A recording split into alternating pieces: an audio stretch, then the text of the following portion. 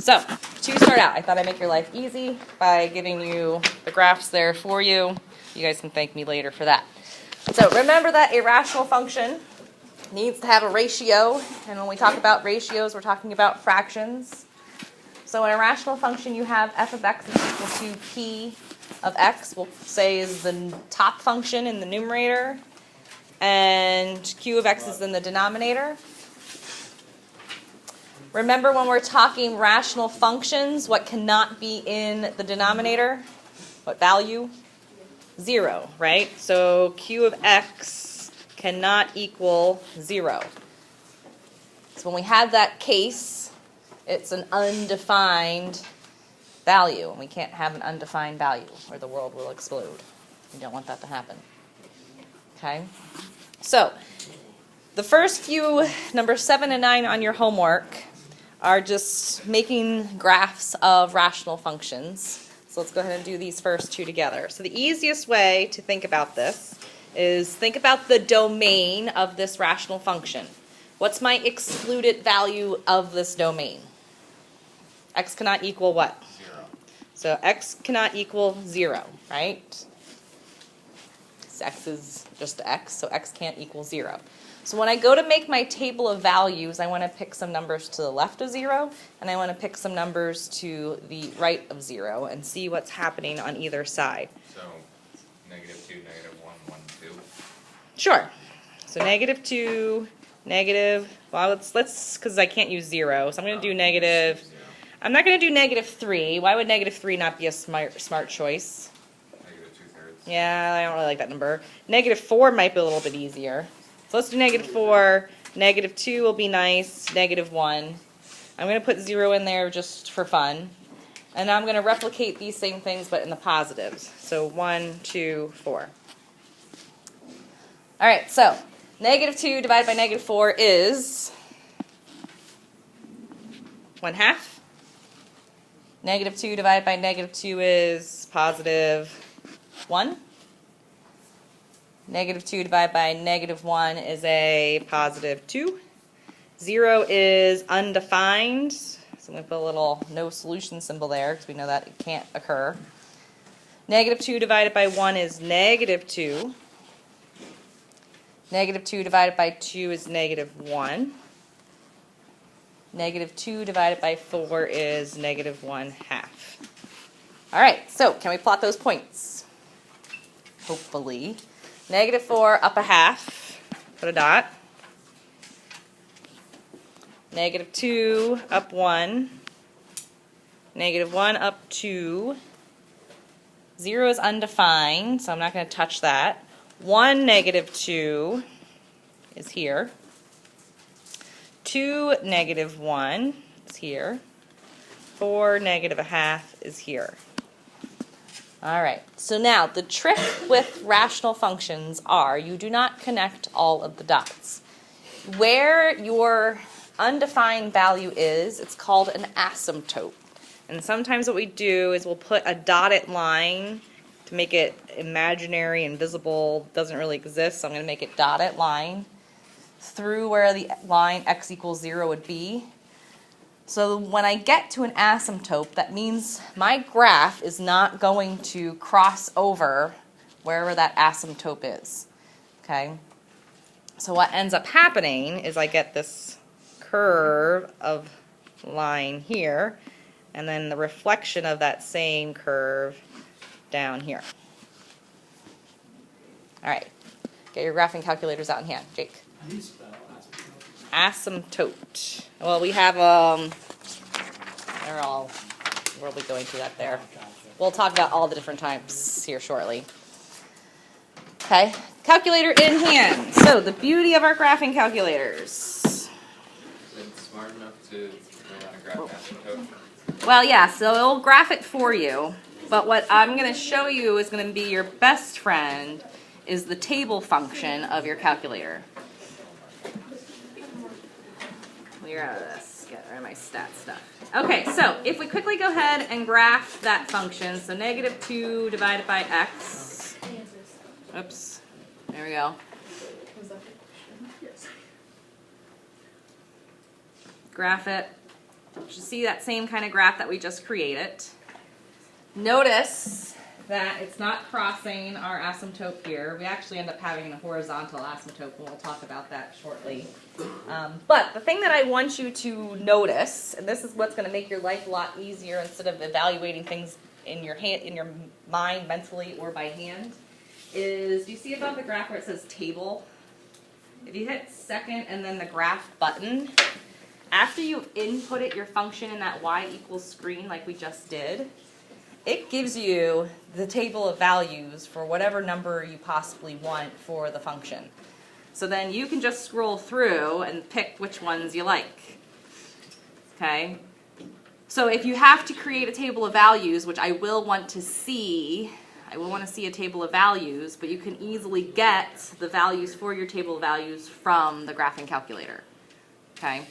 So you could scroll down, maybe you like -8, which is a quarter, maybe you like -4, which is a half.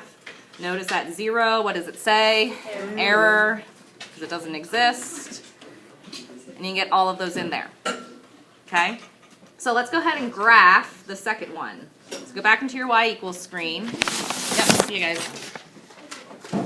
I'm recording this, so if you guys need to check this video later, feel free. Thank you. So going to number 2, so back to your y equals screen. Let's put 2 over.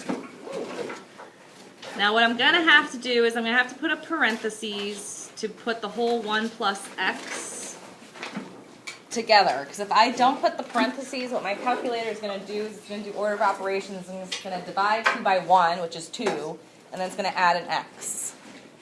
You can try, some of your calculators may, if you want to try it, I have to think.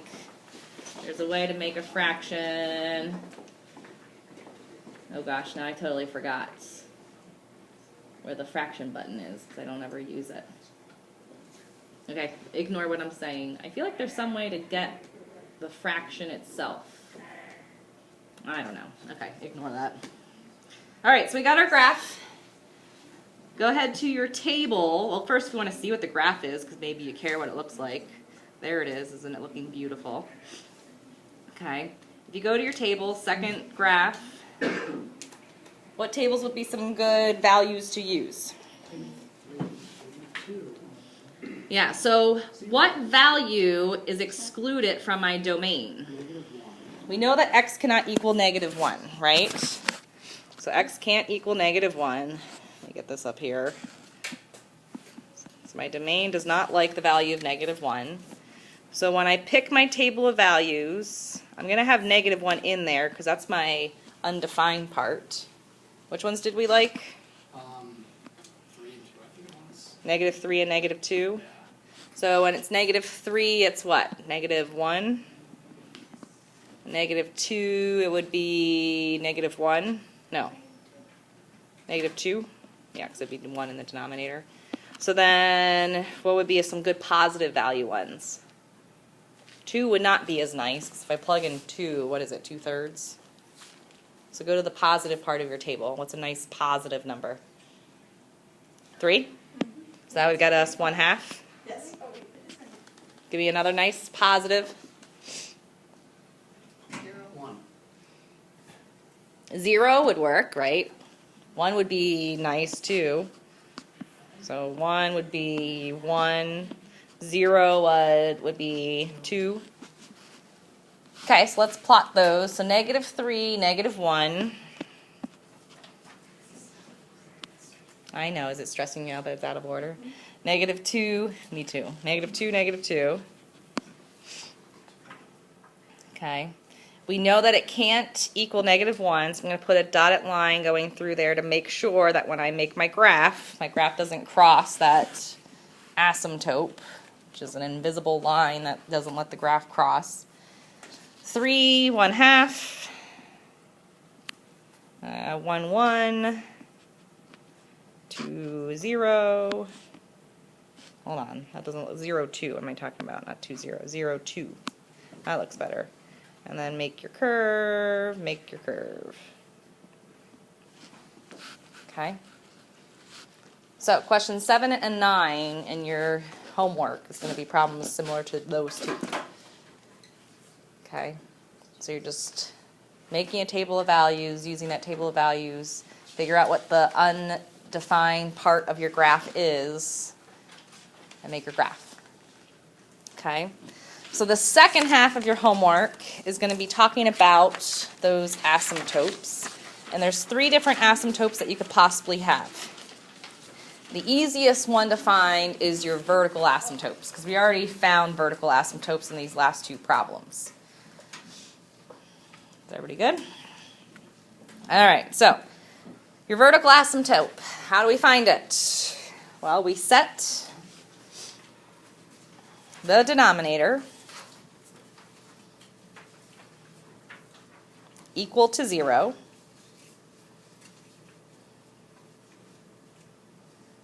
And solve for x, which we've been doing this. When we solved our rational equations to find extraneous solutions, we had to find what value was the excluded value from your domain. Well, that same thing is called the asymptote in the actual physical graph of the rational function. All right, so if a is a 0 of the denominator,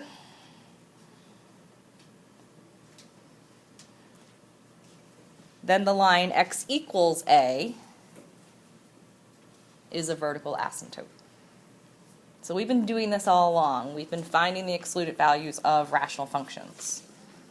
So now all we're going to do is we're going to turn whatever that value is, whatever that 0 is, and just turn it into an equation of x equals. Because remember, vertical lines have the equation x equals some number.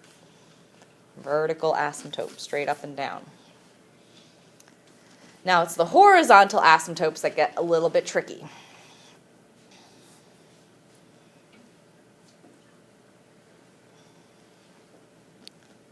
Okay, is everybody okay? I'm going to go to a blank screen here that I just want you to watch, and then I'm going to tell you what the shortcut is to memorize how your horizontal asymptotes work. Are we out of here? 40? Okay. Is everybody okay? All right, so let's think about some function. I'm going to say f of x is equal to, again, just watch. Let's go x squared plus x all over x to the third plus x squared minus x. All right, there's my function. And I want to decide whether there is a horizontal asymptote. Technically, this is what you should be doing to find horizontal asymptotes. You should be taking the highest degreed term. What's my highest degree term out of this whole entire function? The highest exponent is 3, right? If I take every single term and divide it by my highest degree term, I get the following. So x squared, I'm going to put over x to the third. I'm going to take my x and put it over x to the third.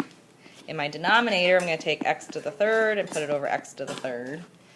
Plus x squared over x to the third minus x over x to the third. And I'm going to simplify it. What does this simplify to?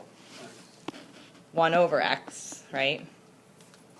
This simplifies to 1 over x squared all over. This simplifies to 1. The next one simplifies to 1 over x. The next one simplifies to 1 over x to the second. Okay? Now, your horizontal asymptote is the value as x approaches 0. If I keep putting in larger and larger and larger and larger numbers in for x, does this number become smaller or larger? It keeps becoming smaller, right? The larger the denominator, the more smaller that number comes. So this starts approaching 0. This starts approaching 0. This starts approaching 0. And this starts approaching 0. So all I'm left with is the number 1. So I have 0 in my numerator and 1 in my denominator, which 0 divided by 1 is 0, right? So my horizontal asymptote is going to be y equals 0. Now here's the trick. Notice my degree of my denominator was 3 of this polynomial. The degree of my numerator is 2, which is larger. The numerator or the denominator? The denominator. So whenever your denominator is larger than your numerator, your horizontal asymptote is going to be 0. If I were to flip this whole entire function and put that up, put that down, so now my 3 would be in the numerator, what would happen to this fraction? It would be 1 over 0. Does that exist? No, it doesn't. No. So there would not be any horizontal asymptote because 1 divided by 0 does not exist. What if I made my degrees the same? So I'm going to make this 2 into a 3. So that would turn this into a 3, which would then turn this into a 1. So now what fraction will I be left with if all of these go away to 0? I would be left with 1 over 1 as my fraction, which is 1. Okay? That's technically how you find horizontal asymptotes. Those are like the only three, so like. Yes, those are the 3 different methods. This is the trick that I use to memorize them. So, if the numerator has lesser degree than the denominator,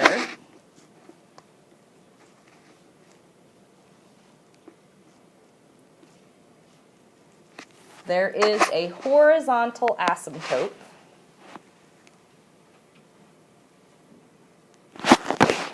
of y equals 0.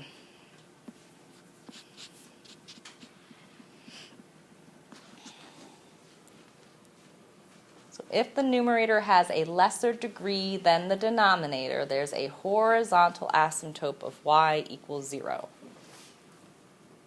So if your degree is smaller on the top than the bottom, everything cancels out when we do that division part, and we end up with 0 over some number, which would mean 0 over some number would be 0. So my horizontal asymptote is going to be y equals 0. That's option 1. So your horizontal asymptote is going to be equal y equals 0.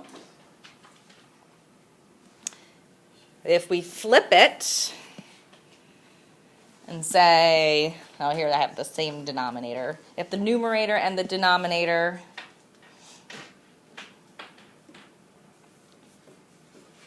have the same degree,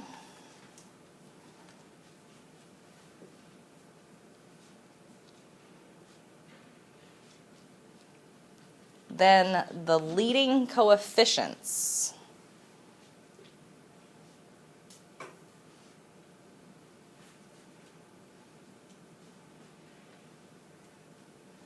of the numerator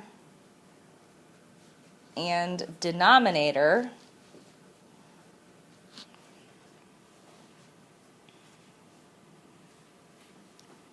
make a fraction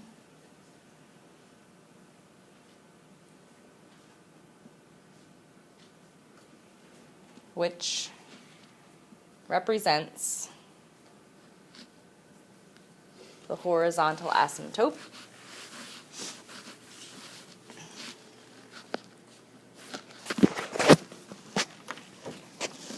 So if our function was 3x squared over 2x squared plus blah, blah, blah, plus blah, blah, blah, my degrees are the same.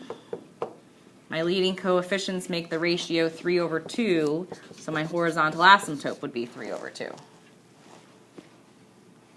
If it was 4 over 2, well, 4 over 2 simplifies to 2, so my horizontal asymptote would be y equals 2. That's if your degrees are the same. That's probably the easiest one to remember, because you just take whatever's in the front. If it was 2 over 1, then my horizontal asymptote would be 2. So if my degree is larger in the bottom, that's 3, then my horizontal asymptote will always be y equals 0. If your degrees are the same, you make a fraction out of whatever your leading coefficients are. If your numerator... Please excuse the interruption. Carrie Chase to the office. If your numerator has the higher degree,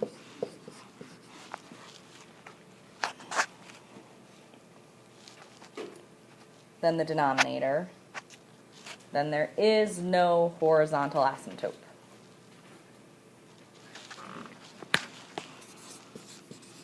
Remember, that's when we are left with 0 in the denominator, which does not exist. So you've got 3 options. Your horizontal asymptote is either going to be y equals 0, it's going to be either y equals some fraction of your leading coefficients, or there are going to be none, depending on what's going on with your degrees.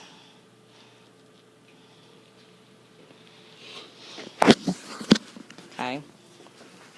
And again, if you don't want to remember all of that, you can do that whole division part of your highest degree x squared and see what cancels out as a fraction and what constant numbers you are left with. Okay, so on your homework, you're going to be asked to, here's a function, can you find the asymptotes? So we've covered vertical and horizontal, so let's maybe go through and do some examples of that, and then we'll talk about oblique asymptotes. Because if you don't have a horizontal asymptote, then you're going to probably have an oblique asymptote instead. All right. Okay, so here we go. Here's our first function. F of x equals x plus 1 all over 2x squared plus 5x minus 3. So let's find our vertical first. So let's set this equal to 0. The denominator gets equal to 0. Probably are going to be able to factor whatever is in the denominator if it's not in factored form already. So 2 times negative 3 gets us to negative 6. Factors of negative 6 that get us to 5 would be 6 and negative 1. Divide by 2, so we get 3, negative 1/2. So that factors to x plus 3 to x minus 1.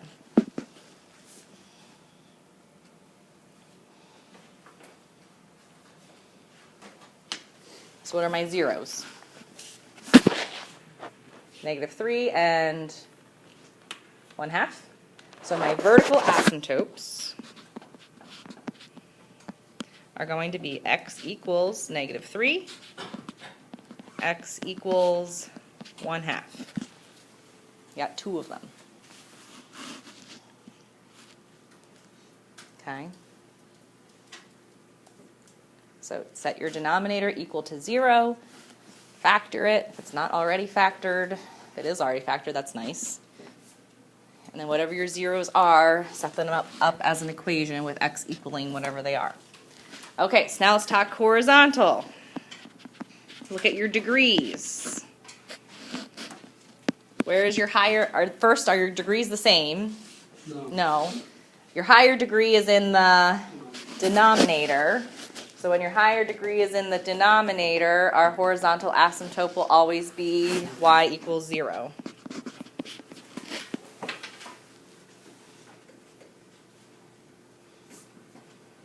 Okay. That's it. Found our asymptotes. Next one. Let's find our vertical. So vertical, set your denominator equal to 0. So x will equal what? 3. So my vertical asymptote is x equals 3. Horizontal, are your degrees the same? Yes, my degrees are the same.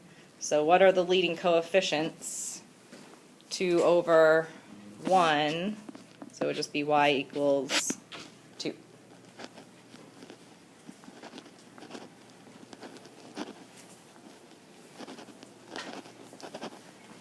All right. Last one of these sets. What's my vertical going to be? X equals 2. So I set that equal to 0. I get x equals 2. Horizontal? There's no horizontal. None. Good. Because your higher degree is in the numerator, which means that there is no horizontal. All right, so we just have to do oblique, and then we'll be done. We'll do the example for the oblique, and then save the graphing for Thursday. So if you do not have a horizontal asymptote, you most likely will have an oblique asymptote. And the only time that you really will only have an oblique asymptote is when your degree is up by 1. Like this is a 2, that has to be a 1. If this is a 3, that has to be a 2. If this is a 4, that has to be a 3. Okay? So if your degrees has a difference of 1, then you will have an oblique asymptote. So this is how you find an oblique asymptote. If the numerator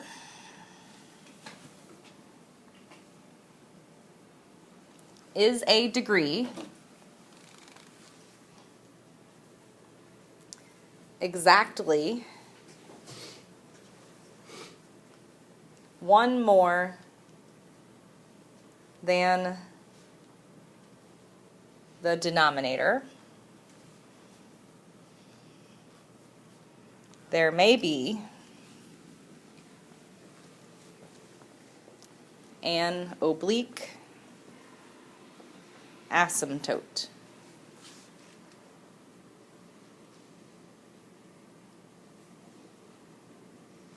To find it,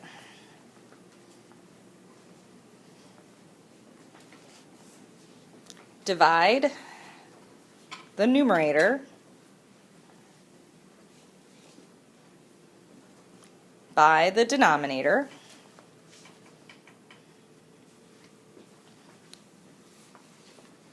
and disregard any remainder.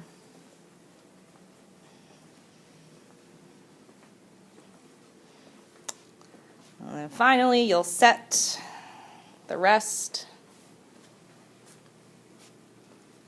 of the quotient equal to y. And that gets your equation for your asymptote. So synthetic division is going to come back into our lives in 12.4. Because we need to divide something.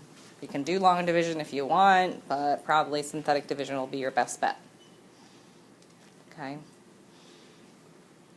All right, so we'll finish with this last example, and we'll find the asymptote, or the oblique asymptote of this example, this function. Everybody good?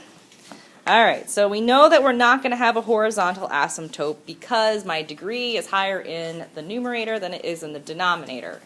So now what I need to do is I need to physically divide these functions.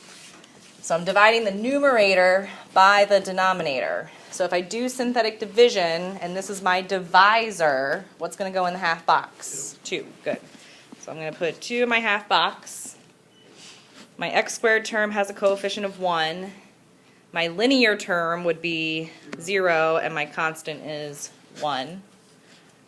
So go ahead and do your synthetic division. Bring down your 1. 2 times 1 is 2. 0 plus 2 is 2. 2 times 2 is 4. My remainder is 5. Now with oblique asymptotes, we disregard the remainder. I don't care what the heck it is. I don't care that it's 0. I don't care that it's not 0. But now, what's my resulting function? What would this quotient be? Well, my term here was an x squared, so it's going to be a 1x plus 2. So my oblique asymptote is y equals x plus 2. Okay. And then on Thursday, we'll get into, well, what does that look like on the graph? And we'll put all of this into graphing form. Okay. So for your homework, 7 and 9, you're physically doing those 2 graphs using your table of values. And then 15 through 30, you're finding vertical, horizontal, oblique asymptotes.